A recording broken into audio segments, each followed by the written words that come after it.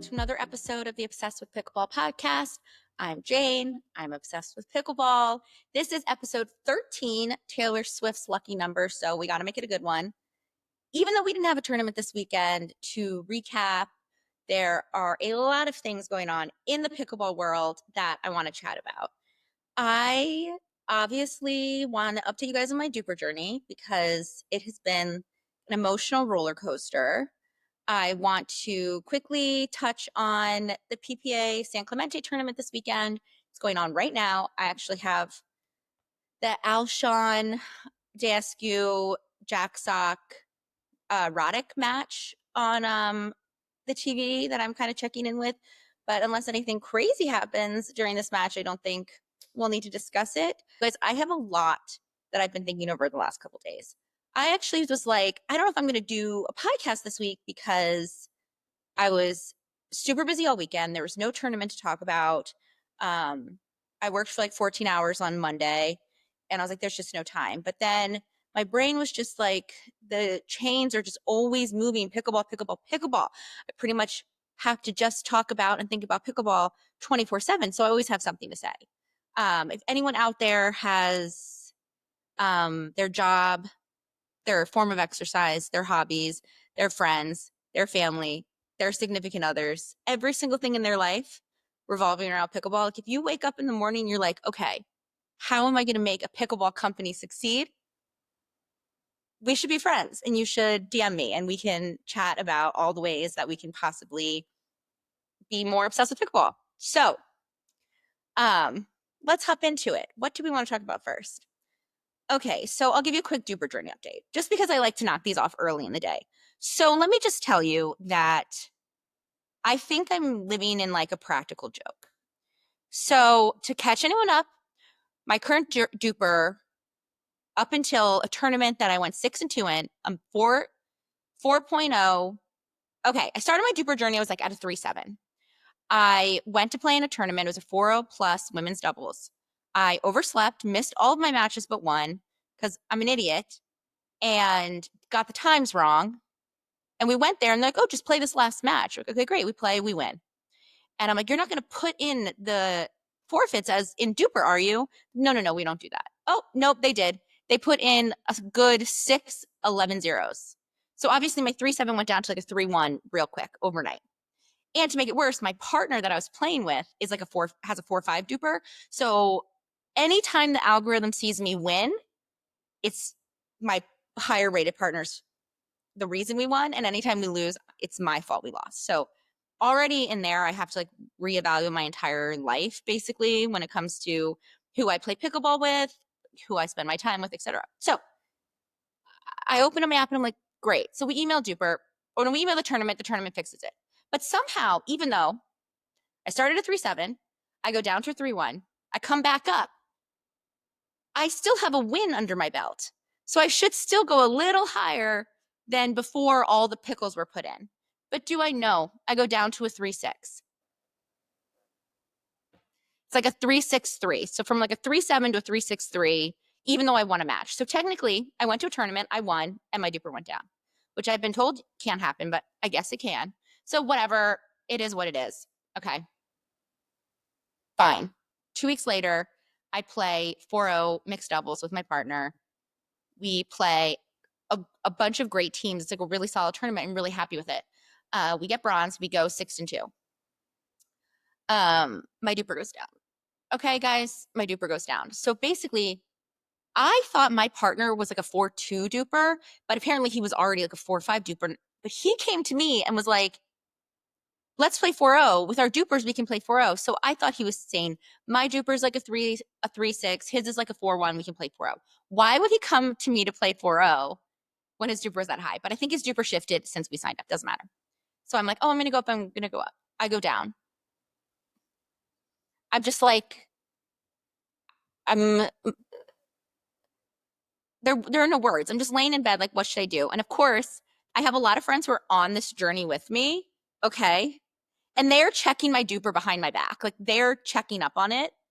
And if they know there's like a tournament, or like Greg, my partner, obviously got notifications. Like people are talking about my DUPR behind my back.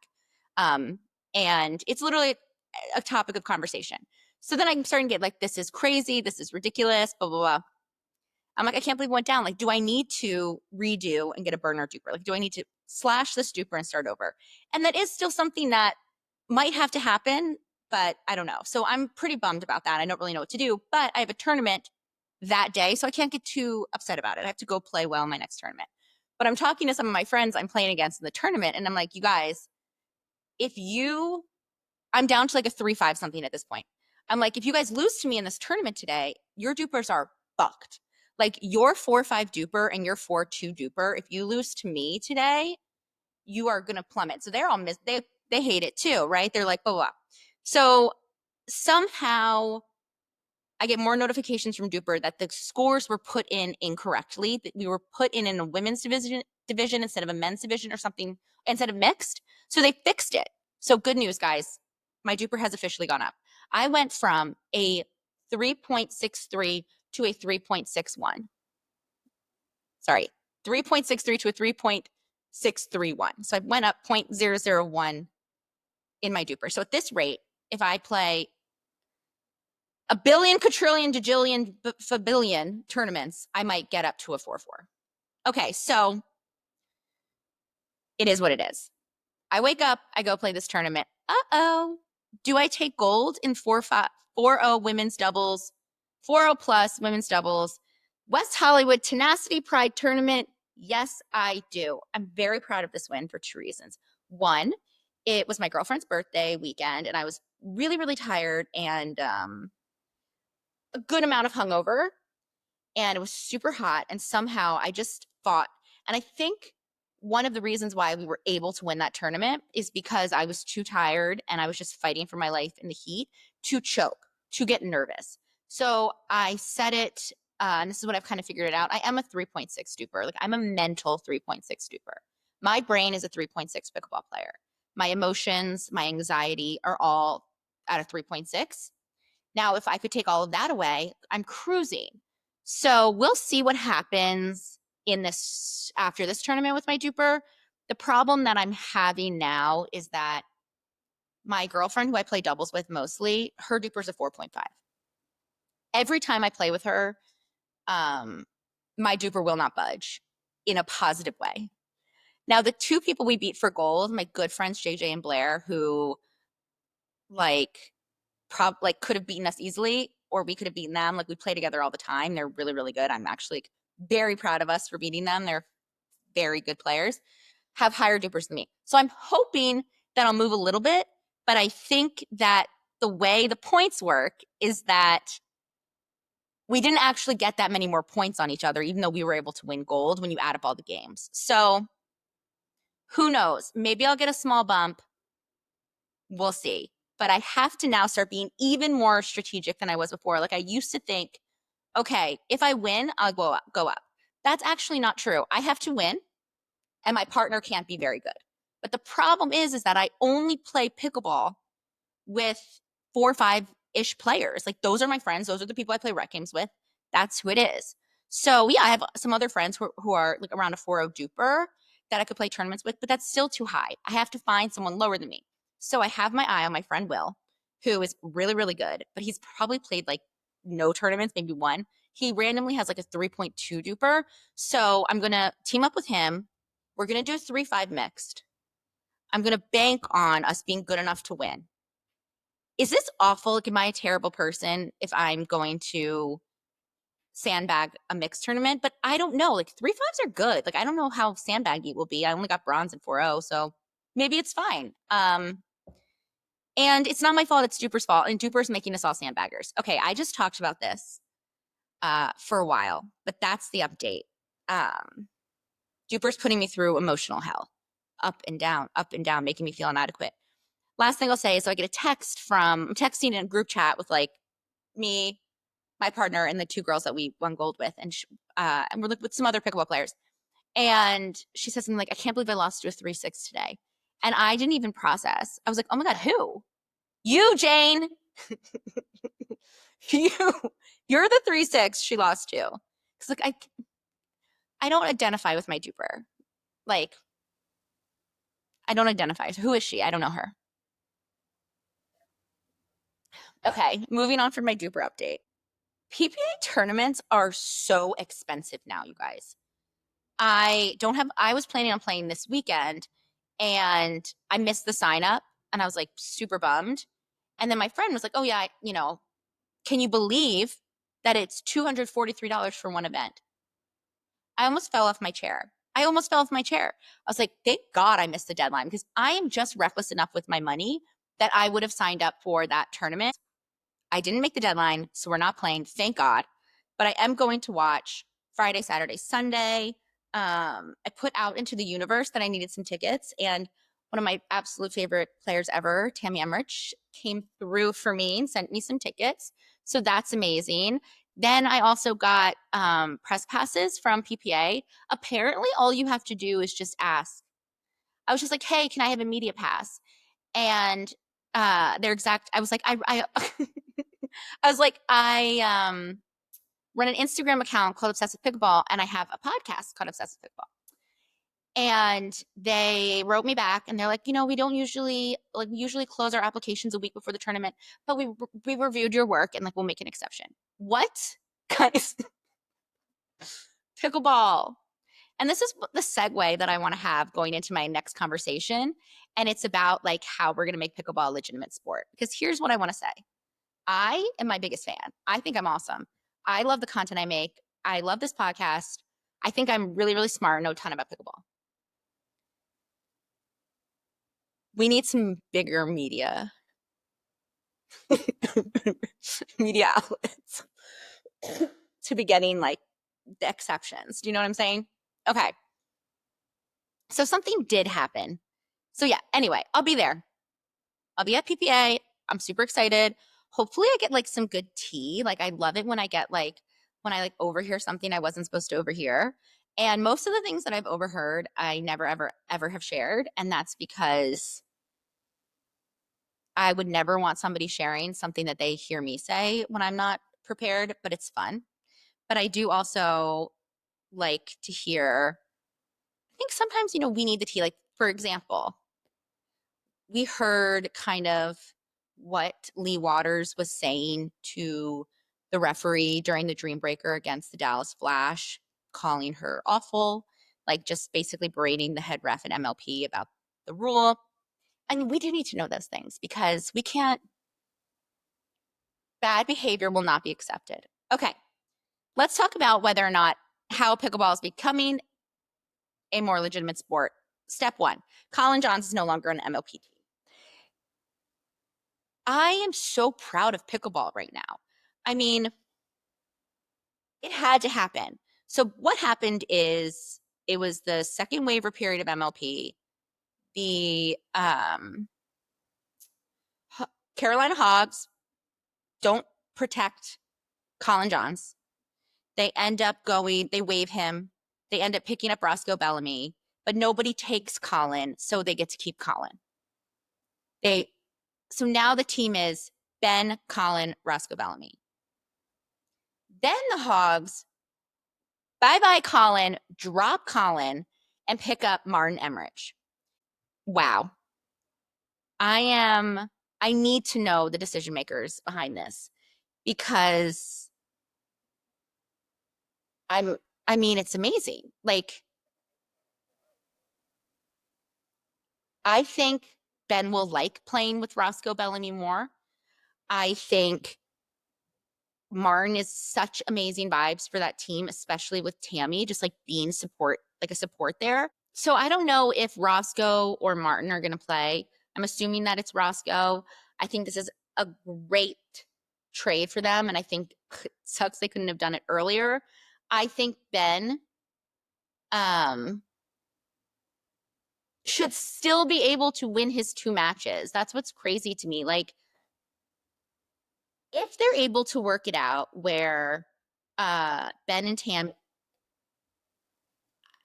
they should be able to go 2-2 against a lot of these teams and then win a Dream Breaker. With Roscoe in now playing singles, he's an amazing singles player. They should be able to win some Dream Breakers. So this is big for Carolina. Do I think that they're, in line to beat the Shock or the Flash? No, but they should at least not be like as far down the line as they are. So finally, a team took it seriously and got rid of Collin Johns, who's not only not playing well, but it has a terrible attitude and takes away from like the essence of what Major League Pickleball is, and that's a team sport. And pickleball can have two things. It can be the tour and it can be teams. And that is what makes it really, really unique and cool. And that's people were saying now, like, oh, is Collin going to get picked up by a challenger team? And he could. And this is what I had this like moment in my head today when I was thinking, like, oh, is Collin going to go to a challenger team? And I was like, this is the thing that we're losing sight of when we didn't have the relegation and derelegation this year. Everyone was like, oh my God, can you imagine if Ben was on a challenger team?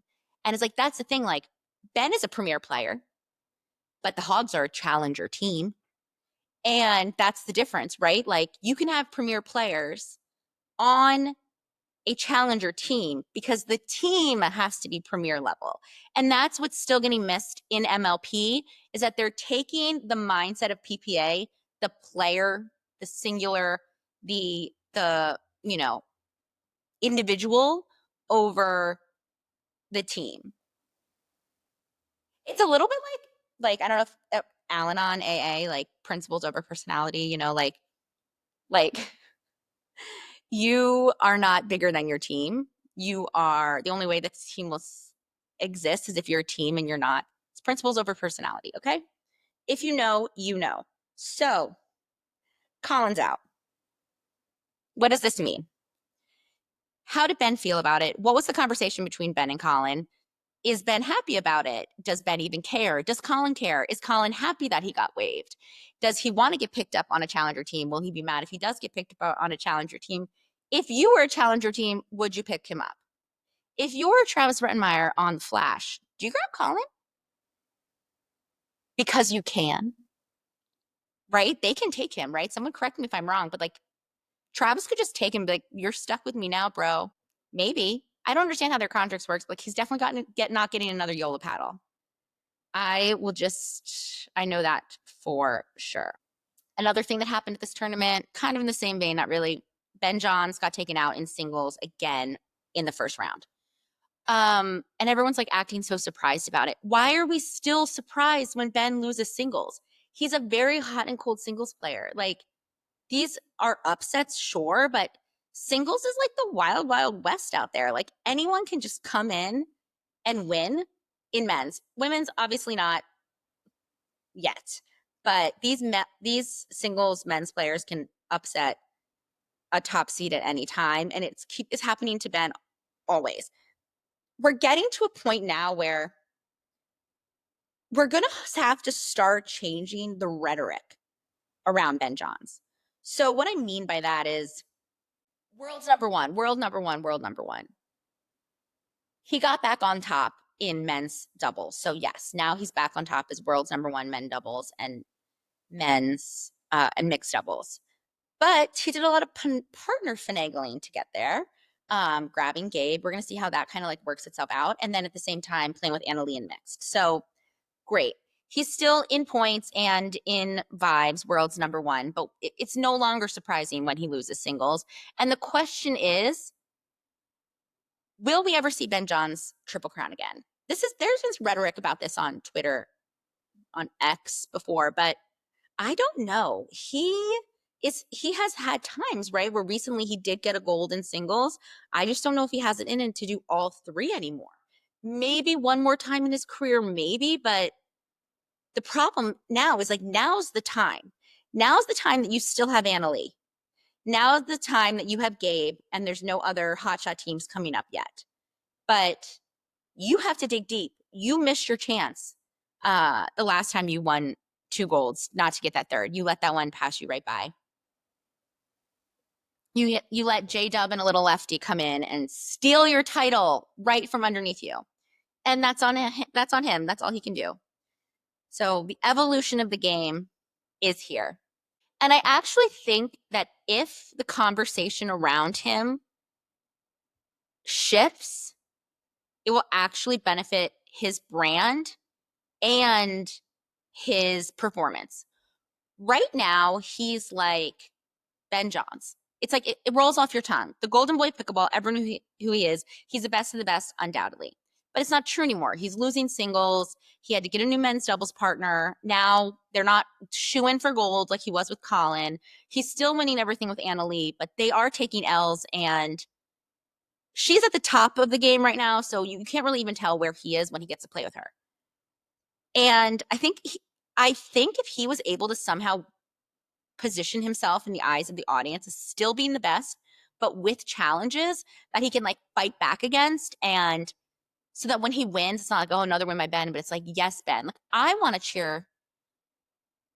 I don't want to cheer for a person who wins every week.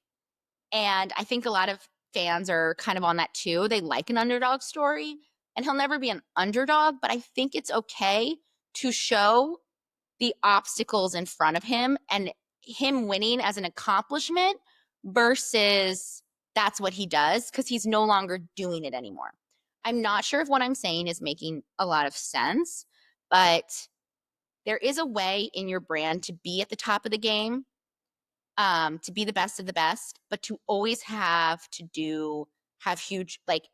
battle to stay there. And we're not seeing that with Anna Leigh.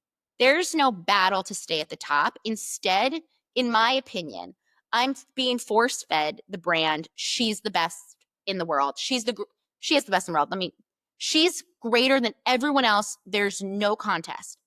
Okay, that's cool. Like, that's really cool for her as an athlete. It's so uninteresting to me. I don't want to follow or be a fan of someone who is so much better than everyone else. Why would I? What's interesting about that? Where's the battle there? Like, where's the fight? It doesn't exist. Even in dynasty sports teams,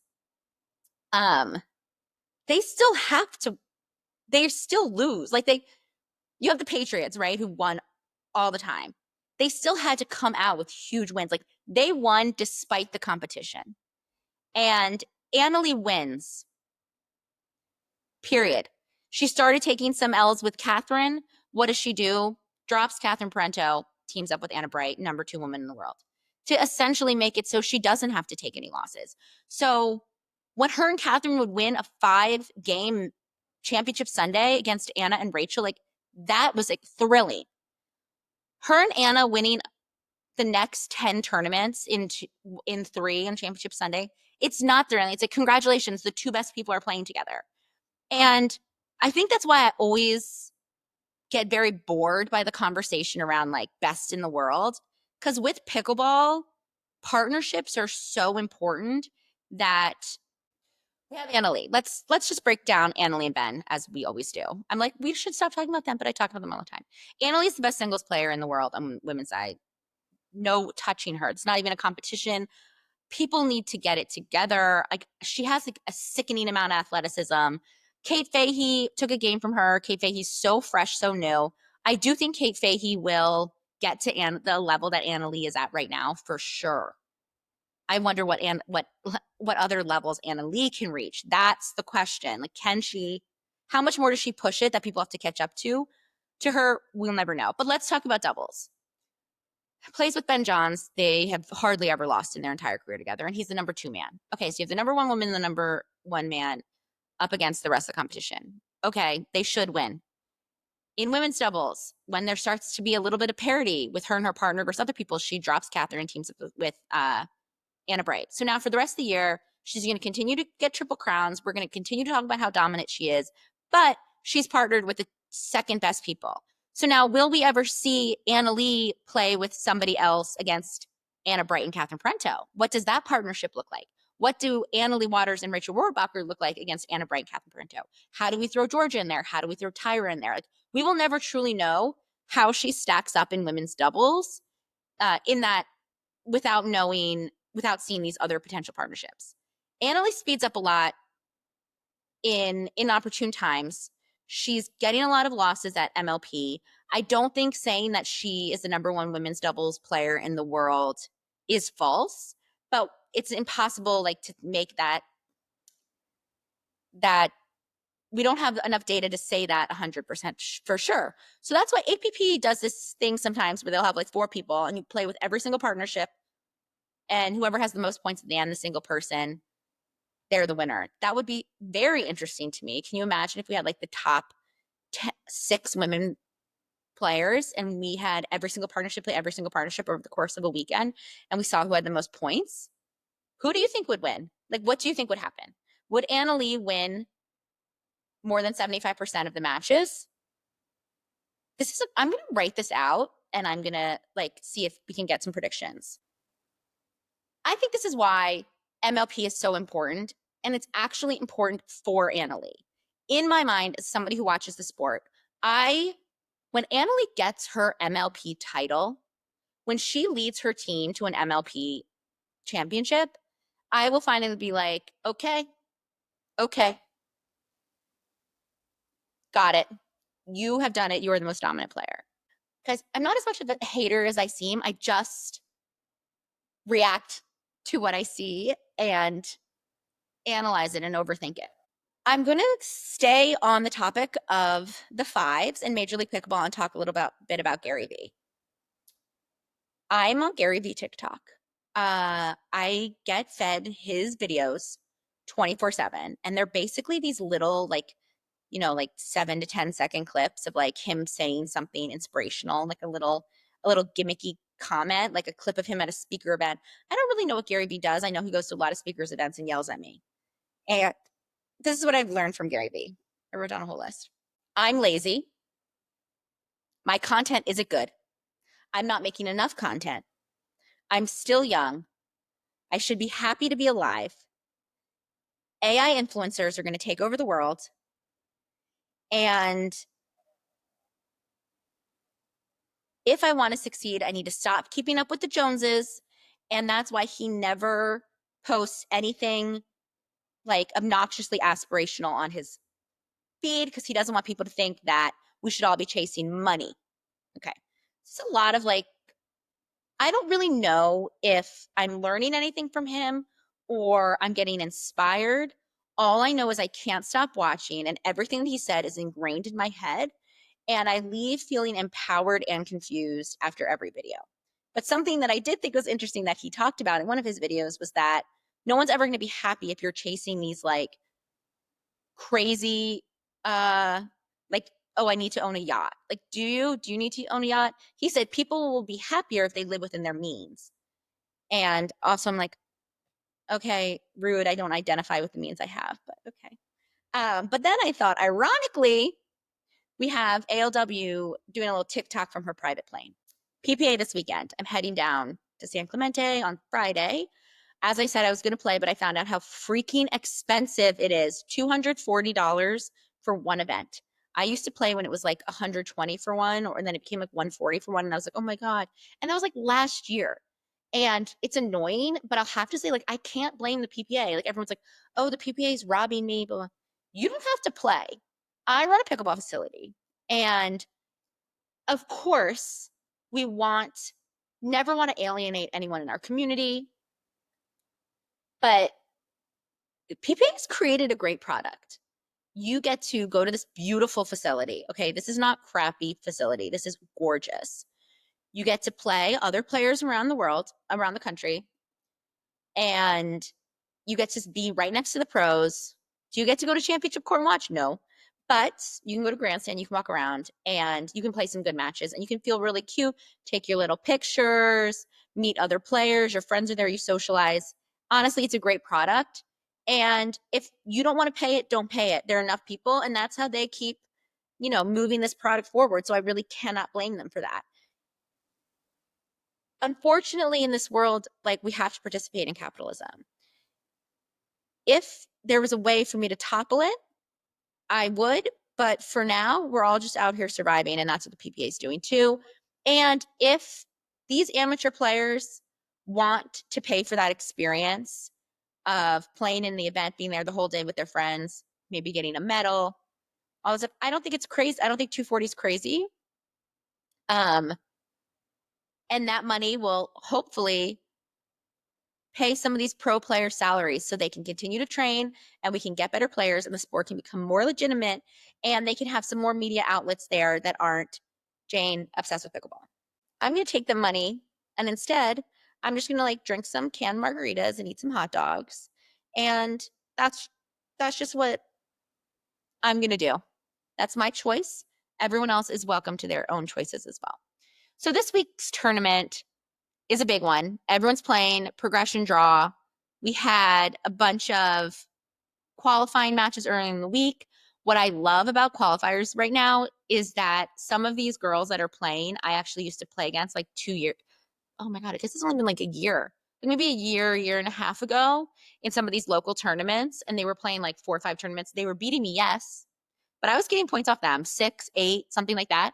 And now they're qualifying. And it makes me think, if I was 10 years younger and actually tried, could I have possibly gotten qualified? Maybe. You never know, you guys, you never know. So we're halfway through the tournament, not halfway. We're a couple days into the tournament. Things are starting to get good. Anything that we have our eye on, obviously, I want to see if there's going to be another Catherine Prento, Rachel Rohrabacher against Anna Bright, Anna Lee Waters matchups. Catherine's coming off of an insanely good MLP tournament leading into the next MLP tournament where the Mad Drops are the home team. So does that give her a little confidence going into this tournament to see if they can put up a good showing against Anna Bright? We'll have to find out. I'm just going to do a few little quick predictions, but I'm kind of cheating because we're halfway through the bracket. We already are through round of 32. I'm thinking that's going to be a good weekend for Dylan Frazier. I think Hunter Johnson is probably feeling pretty good as well because he also had a super good tournament against with the Mad Drops. Okay, this is my crazy prediction that I want to happen. I want to see a semifinal matchup between Dylan Frazier and JW Johnson. I'm putting it out into the universe. And then on the other side of the bracket, I want to see Hunter Johnson make it to the finals. That's what I'm putting out there for men's. Semifinal match between JW and Dylan. That will probably be either confirmed or denied before I even have time to edit this podcast. For women's singles, I am predicting that Anna Lee will make it to the finals. I know, guys, it's so crazy. And then on top of that, I want Mary to have a good weekend as the hometown girl. I think we'll have a quarterfinal match between Catherine Prento and Kate Fahey, and I'm really interested to see how that goes. But I think ultimately we'll do a Kate Fahey, Anna Lee final. Now, if we start talking about mixed doubles, JW Johnson, Georgia Johnson, gold medals. I'm going to say it. I think JW and Georgia for the gold. Okay, when it comes to mixed doubles, there are some great matchups coming up. We have Kate Fahey and Noe Cliff are going to play Anna Bright, Hayden Patrick Lynn. Little shock on shock. That's going to be really, really good. Paris and Andre versus Jesse and Gabe. Never forget that Andre Diascu put Gabe Tardio on the map when he brought him into his men double partner. You might say it went the other way as well. They put each other on the map, so I will say that. JW and Dylan could meet again in the quarterfinals. Christian Alshon, Maggie and Jaume. Oh, Mary Brush and Maggie Brush are both still in it. I love that. Hometown girls. So yeah, do I think that somebody can topple Ben and Anna Lee before the finals? I don't know. I'm thinking we're going to have a JW Georgia, Ben, Anna Lee gold medal match. All right, women's doubles. Pretty straightforward. As I'm looking at it here, I think that Anna Lee and Anna Bright are going to probably like cruise their way to the finals. We could get a Mari Humberg, Megan Dizon against Anna Lee Waters semifinal, which would be really funny because like obviously both X5s or one X5, one current 5. It's funny that they're playing together.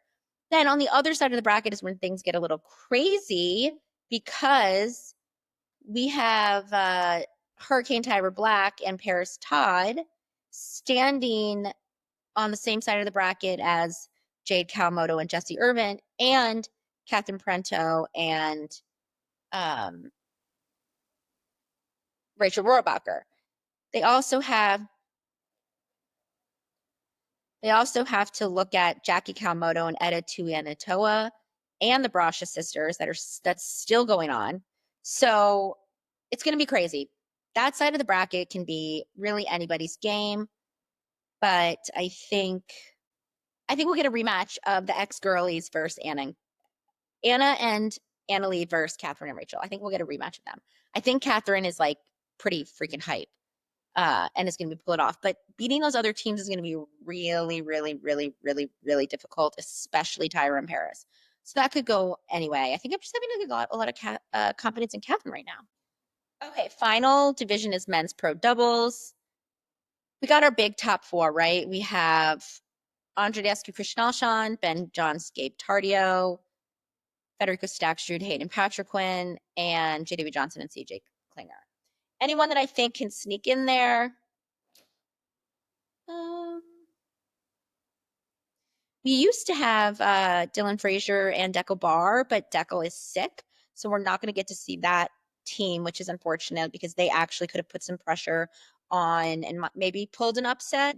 I am predicting a JW Johnson, CJ Klinger, Christian Alshon, Andreescu final.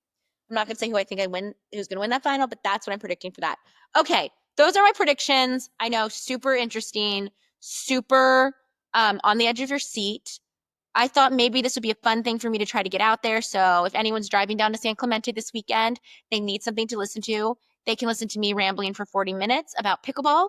I do know that I keep promising that I'm going to have interviews and do guests. And that is my goal. And I'm going to do it. I'm literally going to send out some texts today. I had this moment of realization when I was watching Hulu and I saw the new Alex Cooper documentary, the host of Call Her Daddy, which I don't listen to, but obviously like I'm aware of the lore and like I know her and like she does some cool interviews. And I was like, oh my God, she always wears like sweatsuits. That's like her style. And I was like, is that why I started just like buying Nike sweatsuits? I thought just because I was like too lazy to like make outfits and get dressed and I manage a pickleball facility so I can wear athleisure all day. And I was like, am I secretly trying to be like the Alex Cooper of pickleball? And I was like, is that what pickleball needs? It needs an Alex Cooper? Probably. Um, so here I am in a new Nike sweatsuit. I'm gonna do some hardcore interviews, guys. Hardcore. So keep an eye out on that. Please follow me on Instagram, Obsessed with Pickleball. I'll be posting from this whole weekend over in San Clemente at the PPA tournament. I'm on TikTok now as well, Obsessed with Pickleball Pod. And like and subscribe to this podcast. Share it with people if you don't mind. And I will see you guys at the next one. Say bye, Chi Chi. See you guys then.